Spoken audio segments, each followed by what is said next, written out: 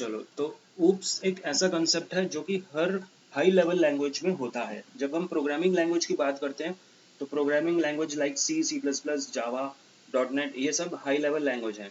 सी को तो छोड़ सकते हैं हम। PHP में भी होता है शायद। किसमें? पीएचपी में भी, बिल्कुल सही कह रहे हो, पीएचपी में भी हाई लेवल लैंग्वेज है। पाइथन जो कि मॉडर्न लैंग्वेजेस हैं ये सारी, डॉट नेट, एडवांस लैंग्वेजेस, सब में ओप्स के कंसेप्ट तो आते ही आते हैं। इसको हम मॉडर्न लैंग्वेज का कंसेप्ट नहीं कहेंगे क्योंकि अब ये बहुत पुराना कंसेप्ट हो चुका है और बहुत कॉमन हो चुका है। मॉडर्न कंसेप्ट्स की बात अगर हम करते हैं तो वो MVC ज़्यादातर यूज़ होता है। अब मॉडल व्यू कंट्रोलर वो क्या होता है वो हम आगे देखेंगे, लेकिन अभी हम पढ़ते हैं ऑब्जेक्ट ओरिएंटेड प्रोग्रामिंग सिस्टम पे, जो कि बहुत कॉमन है और हर लैंग्वेजेस इसको फॉलो करते ही करती हैं। होता क्या है, क्या मेन बेनिफिट क्या है इसका? इसका मेन बेनिफिट ये है कि ये लार्ज प्रोग्राम को इजीली हैंडल कर सकता है। जैसे हमने फंक्शंस का कंसेप्ट पढ़ा ही है। फंक्शन में क्या होता है? रीयूजेबिलिटी। फंक्शन का मेन बेनिफिट है रीयूज करना। एक कोड को बार बार नहीं लिखना पड़ेगा आपको, रीड रिपीट को हटाना है हमने। ऐसा हमने करना है जिससे कि हम एक कोड लिख दें, उसी को बार बार रीयूज कर सकें। कोड को रीयूजेबल बनाना है, उसी चीज को हम स्मार्ट वर्क भी बोलते हैं, और उसके लिए हमें फंक्शन हेल्प करता है। और ऑब्जेक्ट ओरिएंटेड हमें हेल्प करता है बड़े प्रोग्राम्स को ब्रेक करने के लिए, पार्ट्स में, यानी कि अलग अलग मॉड्यूल्स में डिवाइड करता है ये, और उसको हम फिर कॉल कर सकते हैं और यूज कर सकते हैं। ऑब्जेक्ट ओरिएंटेड के अंदर कई सारे कंसेप्ट्स हैं जिसकी वजह से हम बड़े प्रोग्राम को इजीली हैंडल कर सकते हैं, साथ साथ सिक्योर्ड भी बना सकते हैं। तो वो जो कंसेप्ट्स हैं वो कौन कौन से हैं वो देखते हैं। तो सबसे पहला जो कंसेप्ट है वो है क्लास, और ऑब्जेक्ट को भी मैं इसी के साथ लिख रहा हूँ। क्लास एंड ऑब्जेक्ट मतलब हम क्लासेस बनाते हैं और उसके अंदर ऑब्जेक्ट। क्लासेस का मतलब ये है कि डेटा को हम ग्रुप कर सकते हैं। जैसे फंक्शन बनाते हैं और फंक्शन के अंदर हम कोड लिखते हैं, इसी तरह से हम एक क्लास बनाएंगे। क्लास का मतलब सिंपल एक कोड ही है, उस कोड का नाम हमने क्लास दे रखा है और उसके अंदर हम फंक्शंस को, वेरिएबल्स को, जो भी चीजें हमें करना है वो हम कर सकते हैं। क्लास का कंसेप्ट हमने पहले भी पढ़ रखा है। जैसे मैथ क्या है? एक क्लास है, math dot POW, math dot SQRT। Math के अंदर कई सारे प्री डिफाइंड फंक्शंस हैं, लेकिन हम उनको कैसे एक्सेस कर रहे हैं?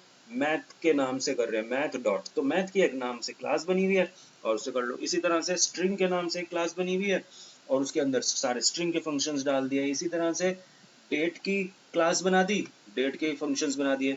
और इसी तरह से हम, यानी कि यूजर अपने कोई भी एक अपने अकॉर्डिंगली कोई क्लास बना सकता है और उसके अंदर अपने अकॉर्डिंगली फंक्शंस को डिफाइन कर सकता है, जो कि उसको लगता है कि ये फंक्शन मेरे को बार बार रीयूज करना है, तो वो हम क्लास के अंदर बनाएंगे। ऑब्जेक्ट क्या होता है? Object is use to access class data. Class के जो भी मेंबर है, क्लास का जो भी डेटा है, उसको एक्सेस करने के लिए हम ऑब्जेक्ट का यूज करते हैं। Second is encapsulation. एनकैप्सुलेशन का मतलब है डेटा को, रिकॉर्डिंग ऑन कर दो। हाँ ऑन है। एनकैप्सुलेशन का मतलब है रैपिंग। रैपिंग का मतलब होता है डेटा को बाइंड करना, बांधना। जैसे हम कोई गिफ्ट शॉप से कोई गिफ्ट लेते हैं तो उसको क्या करते हैं? रैप करते हैं, यानी कि बांधते हैं, है ना? तो उसी तरह से एनकैप्सुलेशन भी रैप करता है, बाइंड करता है डेटा को। अगर हम एनकैप्सुलेशन को ब्रेक करके पढ़े तो एनकैप्सुलेशन,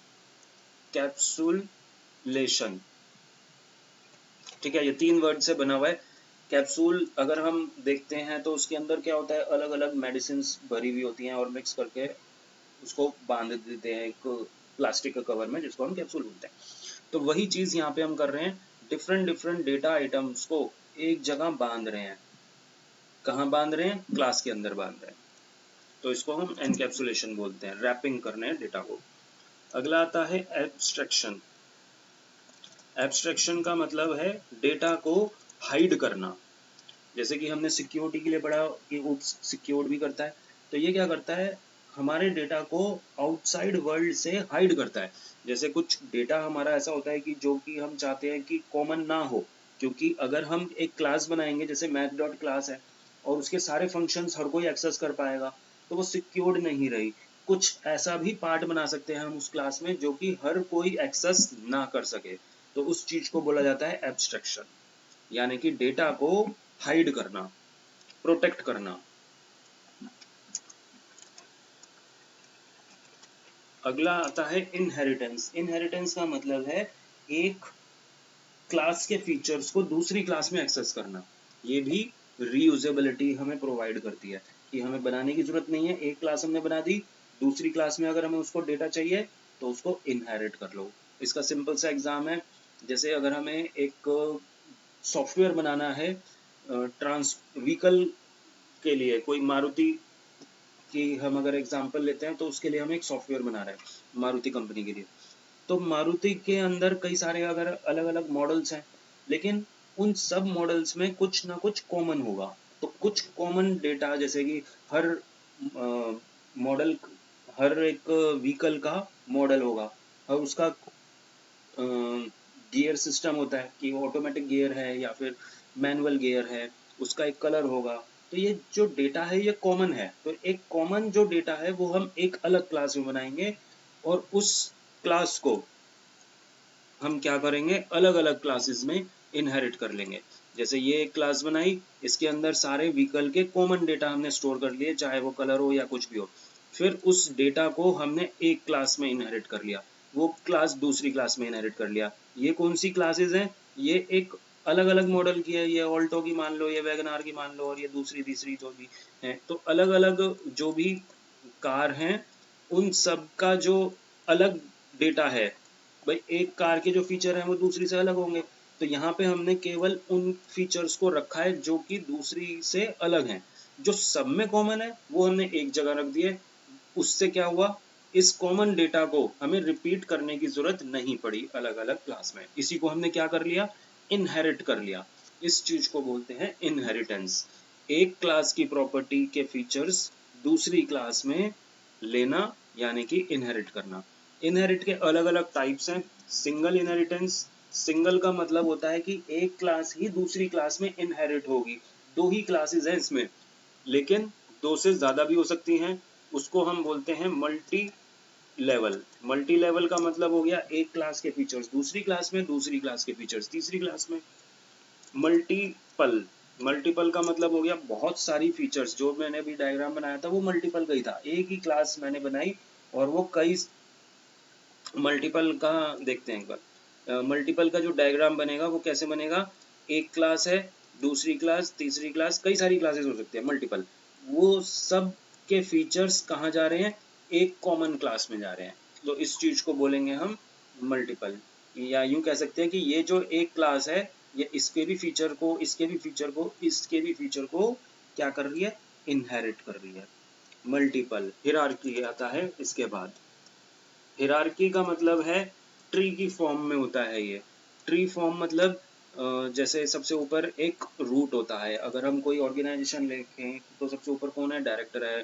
डायरेक्टर के अंडर कौन है, मैनेजर हो गया या जनरल मैनेजर हो गए, जो भी है। और उसके अंडर कौन है, उसके अंडर कोई एक स्टाफ हो गया, कोई एम्प्लॉय हो गया, उसके अंदर दूसरा एम्प्लॉय हो गया, तो टीम लीडर हो गया, या फिर एक टीम लीडर के अंदर अलग अलग स्टाफ मेंबर्स हो गए, प्रोग्रामर्स हो गए, डेवलपर्स हो गए। तो इस तरह से हम ऑर्गेनाइजेशन चार्ट बनाएंगे। तो इसमें क्या हुआ, अगर हम इसको सॉफ्टवेयर के थ्रू बनाएंगे तो ये एक क्लास हो गई, ये मतलब इसको हम सुपर क्लास बोलते हैं, जो सबसे ऊपर है सुपर क्लास है ये। उसके अंदर ये बेस क्लास हो गई और फिर ये उसकी सब क्लास हो गई, मतलब सुपर के बाद ये भी सब क्लास ही है, ये भी सब क्लास है। या इसको हम ऐसे कह सकते हैं, ये पेरेंट क्लास, ये चाइल्ड क्लास, ये भी चाइल्ड क्लास है। इसके लिए ये पेरेंट है, इसके लिए ये पेरेंट है, और इसके लिए ये भी इसको एक्सेस कर सकती है। तो ये वाली जो चाइल्ड क्लास है इसके लिए ये क्या हो जाएगा, ग्रैंड पेरेंट। ये सेम वैसे ही है जैसे हमारी फैमिली होती है, हमारे पेरेंट, फिर उनके ऊपर ग्रैंड पेरेंट हो गए, उनको हम ग्रैंड पेरेंट ही बोलेंगे, है ना। तो इसी तरह से हम ऑर्गेनाइजेशन चार्ट को बनाते हैं और एक क्लास की फीचर्स को दूसरी क्लास में या अलग लेवल की क्लास में भी इनहेरिट कर सकते हैं, लेकिन ये डायरेक्टली इनहेरिट नहीं हो रही, इसके थ्रू होगी, मतलब अपने पेरेंट के थ्रू होगी, डायरेक्ट नहीं होगी। तो इस चीज को हम क्या कहते हैं, ये जो चार्ट है ये हिरार्किकल चार्ट है। और 5 ही टाइप के होते हैं इनहेरिटेंस, और जो 5वां है वो है हाइब्रिड। हाइब्रिड का मतलब होता है मिक्सचर। मिक्सचर का मतलब है कि इसमें कोई ऐसा नहीं है कि एक पैटर्न को ही फॉलो करेंगे। इसमें एक पैटर्न था, 2 ही क्लासेस रहेंगी, एक क्लास दूसरी को। मल्टी लेवल में क्या पैटर्न था कि इसके अंदर एक क्लास के फीचर दूसरी में, दूसरी के तीसरी में, तीसरी के, मतलब एक लेवल की तरह फ्लो हो रहा है। तो ये एक पैटर्न है। अब ये लेवल कितने होंगे, कितने भी हो सकते हैं, कोई लिमिट नहीं है, क्योंकि मल्टीपल है। मल्टीपल मतलब कि कई सारी क्लासेस जो थी, वो कितनी क्लासेस हैं, वो सब एक क्लास में इनहेरिट हो रही हैं। हिरार्की हमने ऑर्गेनाइजेशन चार्ट देखा, ऑर्गेनाइजेशन चार्ट में कितने भी लेवल्स हो सकते हैं। बड़ा कोई ऑफिस होगा, कोई कंपनी होगी तो उसके अंदर ज़्यादा लेवल्स होंगे, छोटी कंपनी होगी तो कम लेवल होंगे। लेकिन हाइब्रिड में कोई फिक्स रूल नहीं है। जैसे एक क्लास ये बना दी, दूसरी क्लास हमने ये बना दी, तो हो सकता है कि ये वाली क्लास इसको इनहेरिट कर रही हो, ये भी इसको इनहेरिट कर रही हो, ये इसको इसमें इनहेरिट हो रही हो, और एक और क्लास है वो भी इनहेरिट हो रही है यहाँ पे। मतलब कोई ऐसा फिक्स नहीं है, कोई भी किसी को इनहेरिट कर सकता है। अगर सिंपल सा डायग्राम बनाऊं मैं, तो ऐसा भी बना सकते हैं हम। इसमें क्या कर रहे हैं हम, इसको इसमें इनहेरिट, इसको इसमें इनहेरिट, और ये दोनों इसमें इनहेरिट। तो अगर हम केवल इतने पार्ट को ही देखें, लेफ्ट वाले पार्ट को, तो ये क्या है, ये है हमारा मल्टी लेवल वाला पार्ट, ये मल्टी लेवल है। और अगर मैं केवल इतने वाले पार्ट को देखूं, कौन से वाले को, इतने वाले को, ये वाले पार्ट को देखूं, तो ये हो गया मल्टीपल, क्योंकि 2 क्लासेस एक में जा रही हैं, तो ये मल्टीपल हो गया। तो इस वाले डायग्राम में मल्टीपल भी है, सिंगल भी है, मल्टी लेवल भी है, हिरार्की भी है, सारे इनहेरिटेंस हैं इसमें, इसीलिए इसको बोलते हैं हाइब्रिड, यानी कि मिक्सचर। तो इस तरह से हम इनहेरिटेंस क्रिएट करते हैं। अगला जो ऑब्जेक्ट ओरिएंटेड का कंसेप्ट है वो है पॉलीमॉर्फिज्म। पॉलीमॉर्फिज्म का मतलब होता है वन नेम मैनी फॉर्म।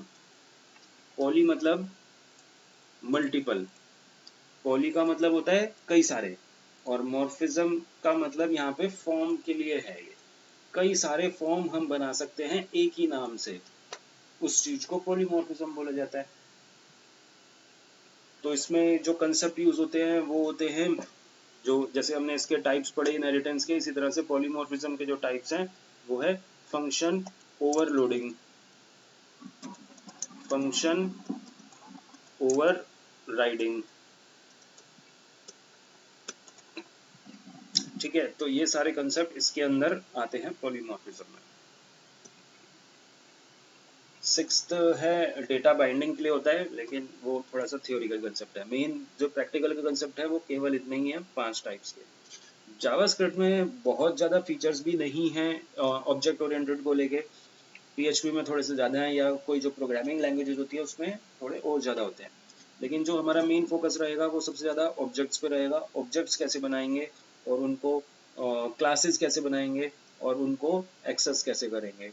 बहुत ज़्यादा इनहेरिटेंस भी हम पढ़ेंगे, तो बहुत ज़्यादा डिटेल में ऑब्जेक्ट ओरिएंटेड कंसेप्ट्स नहीं है, लेकिन ये जो हमने कंसेप्ट्स पढ़े ये हर लैंग्वेज में यूज होते हैं, इनके सबके प्रैक्टिकल प्रोग्राम्स भी होते हैं। क्लियर हुआ? ऑब्जेक्ट का कंसेप्ट हमने वहां पे देखा, तो अब हम देखते हैं कि ऑब्जेक्ट कैसे बनेगा जावास्क्रिप्ट के अंदर।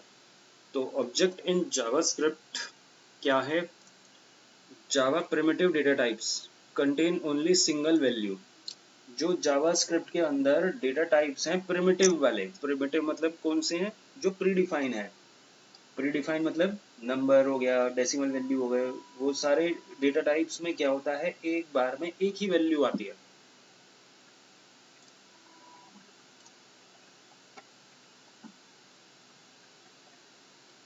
जैसे अगर मैंने लिखता हूँ यहाँ पे लेट a इक्वल्स टू 10, और फिर मैंने लिखा a इक्वल्स टू 20, और a को मैं अगर console.log करके प्रिंट करवाऊंगा तो ये 20 ही प्रिंट करेगा, 10 प्रिंट नहीं करेगा, क्योंकि उसकी वैल्यू क्या हो गई, ओवरराइट हो गई है।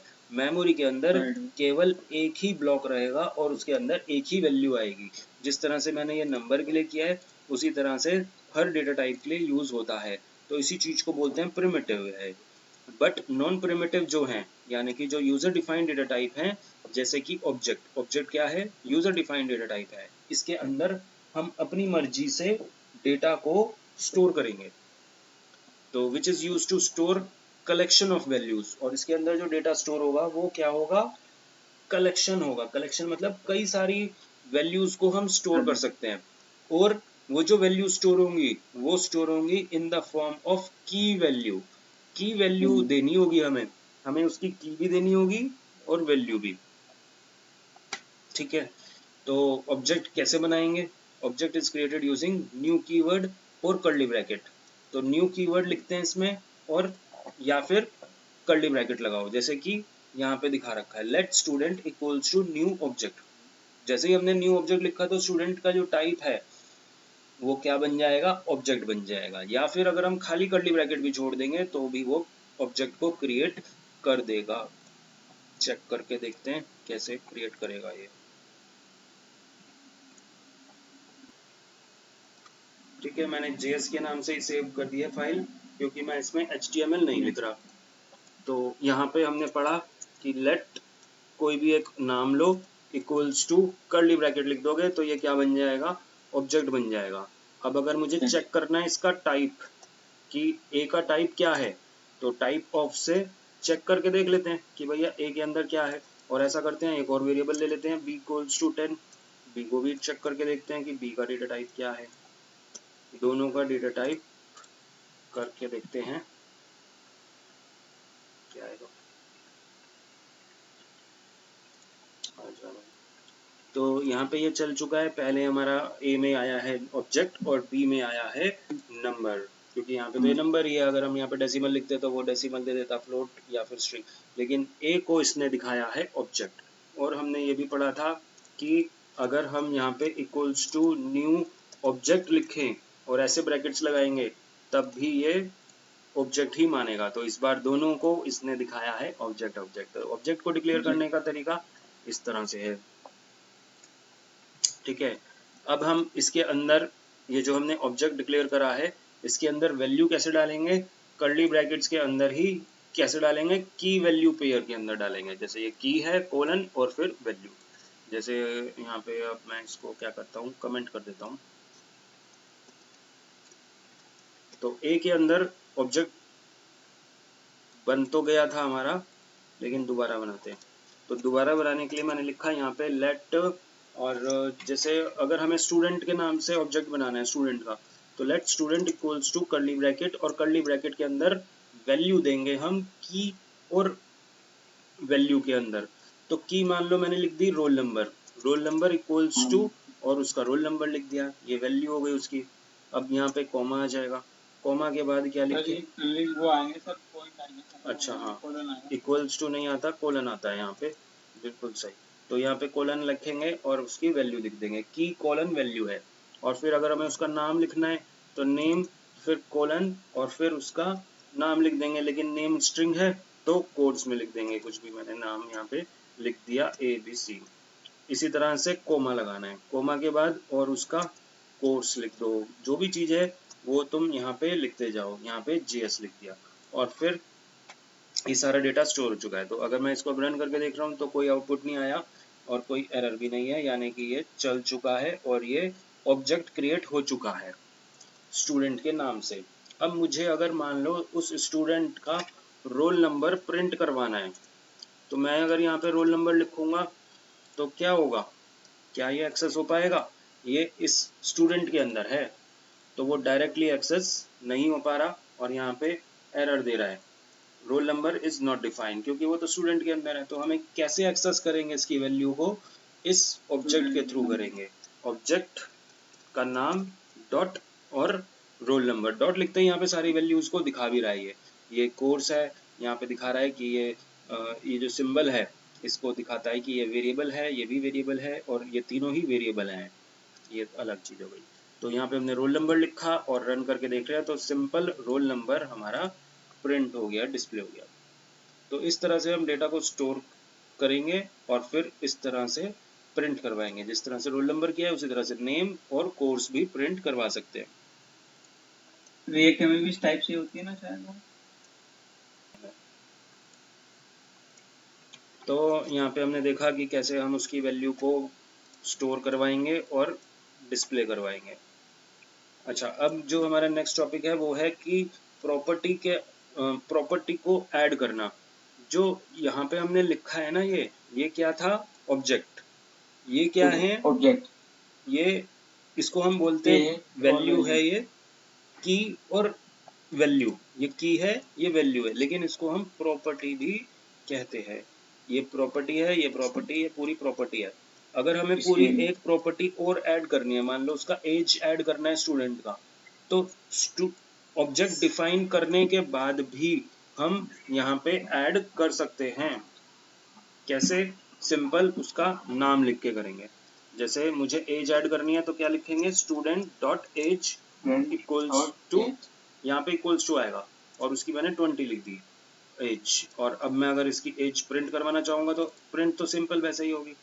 या ऐसा करते हैं, एक एक नहीं चीज करवा रहे, सिंपल स्टूडेंट ही प्रिंट करवा के देखते हैं स्टूडेंट की क्या आएगा। तो जैसे ही मैंने रन करा तो इसने पूरा ही कर्ली ब्रैकेट के अंदर वो सारी चीजें प्रिंट कर दी हैं, रोल नंबर, नेम, कोर्स और एज भी। ठीक है, तो अगर हमें सारी डेटा प्रिंट करवानी है तो हमें यहाँ पे एक एक करके नहीं करना, सिंपल स्टूडेंट लिख देंगे। अगला क्या लिखा हुआ है? Delete property. अगर हमें डिलीट करनी है तो हम कीवर्ड का यूज करेंगे डिलीट। मान लो मुझे उसका कोर्स डिलीट करना है, कोर्स नहीं लिखना, तो उसके लिए क्या लिखेंगे? स्टूडेंट नहीं, डिलीट स्टूडेंट डॉट कोर्स। तो कोर्स हट चुका होगा, चेक करके देखते। तो जैसे ही हमने यहाँ प्रिंट करवाया तो रोल नंबर, नेम और एज आ रहा है, कोर्स डिलीट हो गया। तो इस तरह से डिलीट कर सकते हैं। अगला यहाँ पे कह रहा है मल्टीवर्ड। ये सब तरीके हैं ऑब्जेक्ट के अंदर डिफाइन करने के लिए प्रॉपर्टी को। अगला मुझे ऐड करना है एक और वर्ड, और उसका ऐड करना है कुछ डेट और क्लास ऐड कर देते हैं ना, क्लास ले लेते हैं, बिल्कुल सही। तो क्या करते हैं, यहाँ पे हमने लिखा student dot class equals to, और क्लास मैंने दे दी उसकी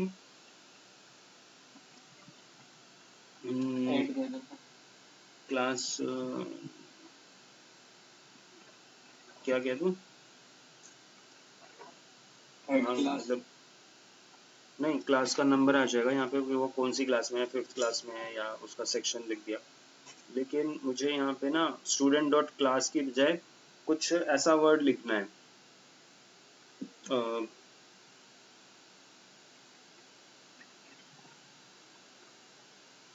जैसे चलो क्लास नेम कर दिया, ऐसा लिखना है। मतलब 2 अक्षर हैं उसके अंदर, क्लास और नेम। तो ये तो ऐड में एरर दिखा रहा है इसमें की, तो हम क्या करेंगे, उसको मल्टी वर्ड के लिए कोड्स का यूज करेंगे और ऐसे कोड्स का यूज करेंगे, मतलब कोड्स के अंदर लिखेंगे।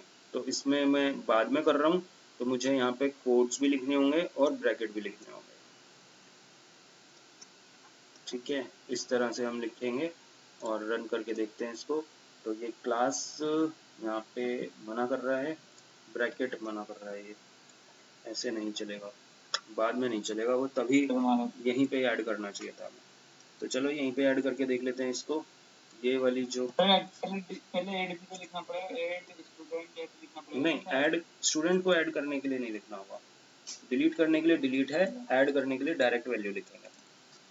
चलो, तो मैंने यहाँ पे ऐसे लिख दिया। अच्छा, मैंने यहाँ पे, हाँ ठीक है, कोलन लिखा और ये वैल्यू लिख दी। तो अब देखते हैं कि क्या ये चल जाएगा, और ये अब चल गया है। मतलब मल्टी वर्ड को हम ऐसे लिख सकते हैं। अगर मैं इसमें कोड्स हटा देता तब तो एरर ही दे रहा है।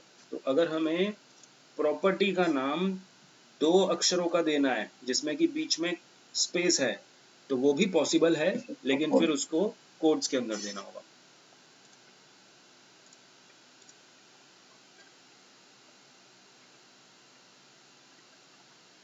यहाँ पे दिखा तो रहा है कि प्रॉपर्टी को ऐड करना है तो ऐसे कर सकते हैं।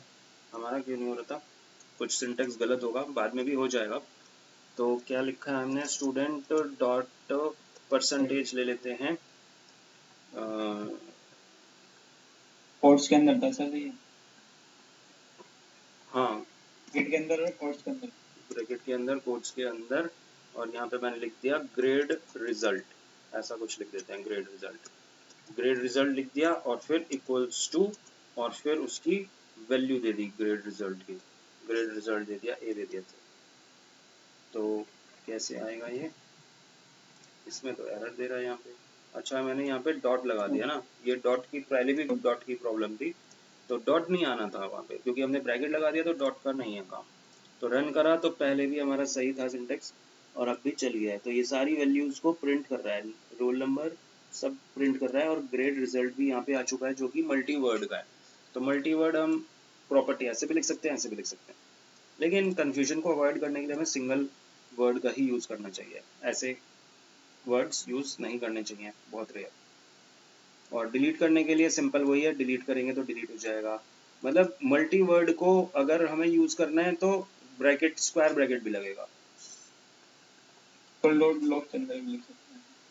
हाँ ये डिस्प्ले कर देगा console डॉट लॉग के अंदर। यूजर से अगर इनपुट करवानी है तो कैसे करवाएंगे, तो उसके लिए देखते हैं। अगर मुझे यूजर से इनपुट करवाना है डेटा, तो मैं क्या कर रहा हूँ कि फाइल बनानी पड़ेगी। तो मैंने यहाँ पे यूजर से इनपुट करवाने के लिए डायरेक्ट वैल्यू ले लेते हैं, जैसे कि इसमें और क्या डालें, स्टूडेंट का सब्जेक्ट डाल देते हैं। तो मैंने एक वेरिएबल लिया sub इक्वल्स टू मैथ्स। अब मुझे सब्जेक्ट डालना है इसके अंदर, स्टूडेंट के अंदर। अभी तो अगर हम रन कर रहे हैं तो सब्जेक्ट नहीं आया, इसमें प्रिंट होना चाहिए वो। तो बाद में जैसे एक वेरिएबल है, इस वेरिएबल में तुम यूजर से इनपुट करवा ही लोगे डेटा, अब इस वेरिएबल को कैसे डालोगे इस स्टूडेंट के अंदर, तो यहाँ पे हम लिख देंगे स्टूडेंट, और यहाँ पे भी फिर स्क्वायर ब्रैकेट ही आएंगे, स्क्वायर ब्रैकेट, और फिर यहाँ पे आ जाएगा सब्जेक्ट कॉलन, मतलब इक्वल्स टू, और फिर कैसे था, वैल्यू है सब्जेक्ट, वैल्यू है सब्जेक्ट, और जो प्रॉपर्टी है वो हमें यहाँ पे खुद से ही देनी होगी। तो मैंने यहाँ पे लिख दिया सब्जेक्ट इक्वल्स टू सब। चेक करके देखते हैं, तो ये सब्जेक्ट आ चुका है मैथ्स, यानी कि ये जो वैल्यू थी ना, ये हमने यूजर से इनपुट करवाई है, और ये जो प्रॉपर्टी का नाम है ये तो हम अपनी मर्जी से ही देंगे, लेकिन वैल्यू हमने यूजर से इनपुट करवा ली। ठीक है, ये क्या है, value entered, enter by user. तो ये यूजर से तुम इनपुट करवा ही लोगे, चाहे कोई भी फंक्शन यूज करो, HTML का टैग यूज करो, या फिर जावास्क्रिप्ट का इनपुट प्रॉम्प्ट लो, प्रॉम्प्ट से भी हम इनपुट करवा सकते हैं। क्लियर हुआ? अगला क्या लिखा हुआ है, property value short hand. We can use variable name for property value. यहाँ पे हम वेरिएबल का नाम भी यूज कर सकते हैं प्रॉपर्टी वैल्यू की बजाय। कैसे, यहाँ पे हमने क्या लिखा हुआ है, एक फंक्शन कॉल किया है असाइन वैल्यू, और इसके अंदर वैल्यू पास कर दी 2, और रिटर्न कर दिया वो वाला नाम और मार्क्स। मतलब हम फंक्शन के अंदर जो बना रहे हैं 2 वैल्यू, वो 2 वैल्यू, क्योंकि रिटर्न जब हम करते हैं तो एक ही वैल्यू पास रिटर्न होती है, लेकिन रिटर्न की हेल्प से हम पूरे का पूरा ऑब्जेक्ट भी पास कर सकते हैं, और उसके अंदर जितनी भी वैल्यूज हैं वो सारी वैल्यूज उसके अंदर डाल दो और उसको रिटर्न करवा दो फंक्शन के थ्रू। ठीक है, करके देखते हैं। एक फंक्शन के थ्रू बनाते हैं ऑब्जेक्ट को, ऑब्जेक्ट obj फंक्शन .js में ही बना रहे हैं। तो इसमें मुझे क्या करना है कि फंक्शन क्रिएट करना है। तो फंक्शन मैंने बनाया फंक्शन, और यहाँ पे डिस्प्ले के नाम से, और इसमें मैंने कॉल करा, इसमें ऐसा करते हैं, रिजल्ट के नाम से बना लेते हैं। रिजल्ट के नाम से एक फंक्शन बनाया और रिजल्ट के अंदर मैंने क्या करा, कुछ सब्जेक्ट के मार्क्स को रिटर्न करवा दिया, कुछ 5 सब्जेक्ट के मार्क्स रिटर्न करवा दिए। तो अब ये मार्क्स को मुझे रिसीव करना होगा। M1, M2, M3, M4, M5 5 subject हैं ये। अब मैंने क्या करा, इनका टोटल निकाला, टोटल इक्वल्स टू इन सब का सम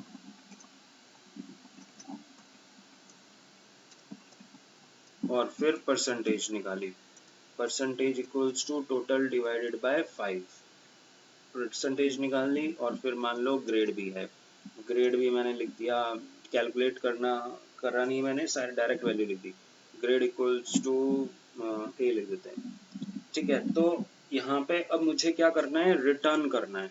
रिटर्न किसको करना है, रिटर्न करना है, ऐसे आएगा, पहले तो ब्रैकेट्स, रिटर्न में तो ब्रैकेट्स आते हैं, और फिर ब्रैकेट के अंदर हमने कर्ली ब्रैकेट लगा दी।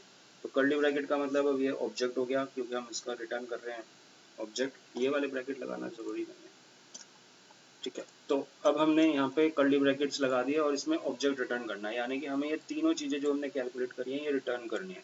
तो यहाँ पे हम लिख देंगे total colon T grade colon, grade का नाम ग्रेड ही है, कॉमा परसेंटेज रह गई, परसेंटेज इक्वल कोलन पी। ठीक है जी, तो तीनों चीजें हमने रिटर्न कर दी हैं। कहाँ पे रिटर्न, अच्छा यहाँ पे मैंने रिटर्न लिख दिया है, और ये कहाँ पे रिटर्न होगा, रिजल्ट के पास।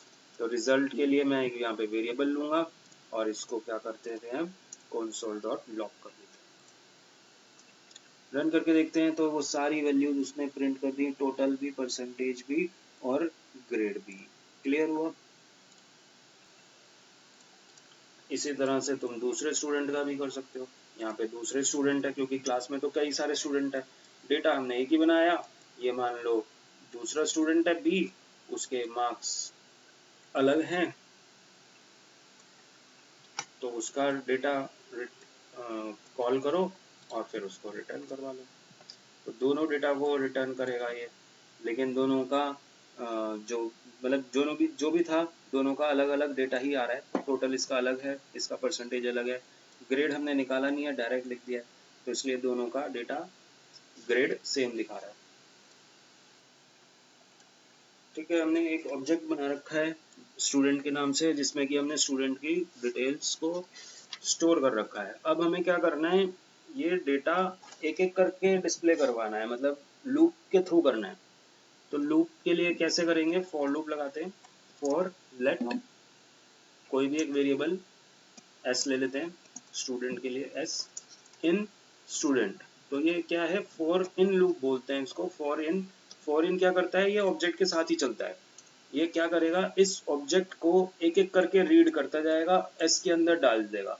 सबसे पहले s के अंदर रोल नंबर आएगा और उस s को क्या करवा देते हैं, प्रिंट करवा देते हैं कि s के अंदर क्या आएगा, चेक करते हैं।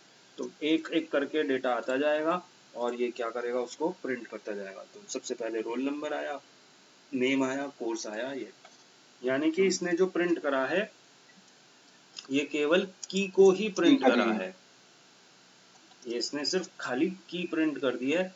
तो की अगर हमें सारी प्रिंट करवानी है तो इस तरह से हम की को प्रिंट करवा सकते हैं। अब अगर मुझे इसके साथ साथ वैल्यू भी प्रिंट करवानी है तो उसके लिए क्या तरीका है, तो उसके लिए क्या तरीका है कि वैल्यू कैसे प्रिंट करवाते हैं। जैसे मुझे खाली रोल नंबर का 101 प्रिंट करना है, तो उसके लिए क्या लिखेंगे, स्टूडेंट डॉट रोल नंबर, इसी से तो वो प्रिंट करेगा। तो यहाँ पे ये आ गया। तो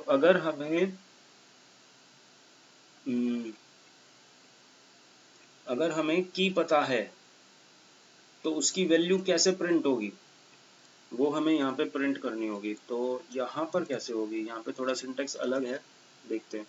तो वैल्यू इक्वल्स टू, यहाँ पे मैंने लिखा उसी के आगे वैल्यू इक्वल्स टू, और इसके आगे लिख देंगे प्लस, एस के अंदर क्या है, की है, तो वो हमें क्या करनी है, प्रिंट स्टूडेंट के जो की है, तो की को हम कैसे देंगे, स्क्वायर ब्रैकेट में देंगे, और यहाँ पे हम लिख देंगे की क्या है, एस है।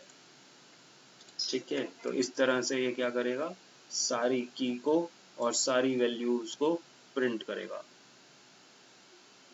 क्लियर हुआ लूप को कैसे यूज करना है? अगर मैंने खाली वैल्यू ही प्रिंट करनी है, दोनों चीजें नहीं करनी, तो मैंने यहाँ से की हटा दिया और वैल्यू ही प्रिंट कर रहा हूँ, वहाँ पे मैंने कमेंट बना दिया उसको, तो ये क्या करेगा, ये सिर्फ वैल्यूज को प्रिंट करेगा। तो की को भी, खाली की को भी करवा सकते हैं, दोनों को भी करवा सकते हैं, और खाली वैल्यू को भी